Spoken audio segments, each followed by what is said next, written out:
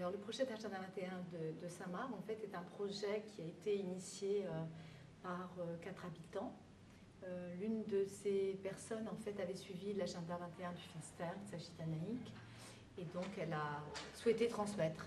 Elle a souhaité qu'il y ait une suite à tout cela, elle nous l'a proposé.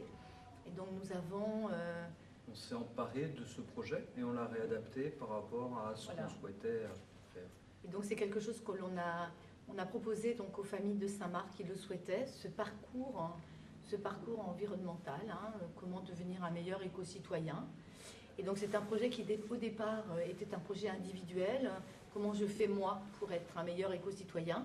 Et à notre grande surprise, c'est un projet qui est devenu plus collectif finalement. On a monté un certain nombre de choses qui nous aident ensemble à être de meilleurs citoyens.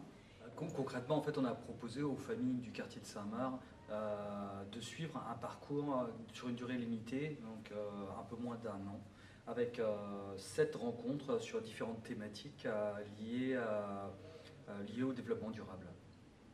Et donc on a essayé de construire ensemble ce parcours et ça a été l'occasion de se rencontrer dans le quartier, ça a été l'occasion aussi de rencontrer les associations et les acteurs locaux du changement. Ça pouvait être aussi des institutionnels, ça pouvait être la ville. Le fait de permettre aux habitants de les rencontrer en chair et en os, la proximité, de créer cette proximité, c'est effectivement une aide, ce pas supplémentaire. Il ne s'agit pas de lire seulement dans le journal qu'il y a une recyclerie, quand tout d'un coup on a en face de soi Emmanuel qui explique concrètement le projet de la recyclerie, mais tout ce qu'il y a derrière, il ne s'agit pas seulement d'une recyclerie. Et bien voilà, pour beaucoup de personnes, c'est le petit coup de pouce qui va permettre le pas.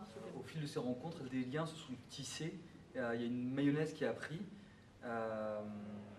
Et il y a une confiance mutuelle qui s'est installée entre les participants.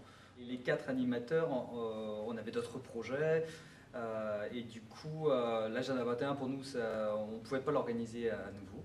Et les agendistes, puisqu'on les appelle comme ça, on dit « Ah bah ouais, mais nous, on a envie que ça continue. C'est nous qui allons nous en occuper. » Alors, on dit « Très bien. Voilà, donc maintenant, ça va être l'Agenda 21 des familles de Saint-Marc. » Saison 2. Les agendistes sont en train d'écrire la saison 2, pendant que nous, finalement, on est en train de continuer sur quelque chose que l'agenda a fait naître, c'est-à-dire le jardin de Quérampéré. Et donc, il y a effectivement plusieurs choses qui sont nées, le jardin de Quérampéré, la partageothèque, le début d'un balbutiement d'un autopartage avec un membre de notre groupe, et j'en oublie certainement. Dans la partageothèque, il y a à la fois un échange de services et à la fois un échange de matériel. Le jardin qui nous prend beaucoup de temps et qui nous donne beaucoup de bonheur.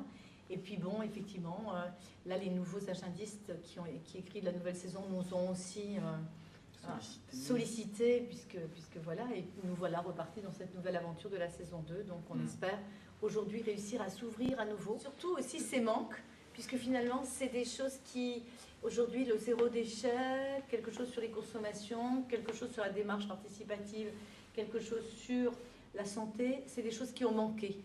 Voilà. Et donc ils ont dit, il y a des choses qu'on aurait voulu creuser, on voudrait creuser encore, et bien tant mieux. Tant mieux, du coup, à la saison 2, on a 4 dates de prévues. Plus donc, un atelier alimentation qui va fonctionner sur l'année, en fait. Une fois par mois, cet atelier d'alimentation va fonctionner en autonomie aussi. Je suis très heureux qu'ils aient eu envie de continuer à écrire l'histoire.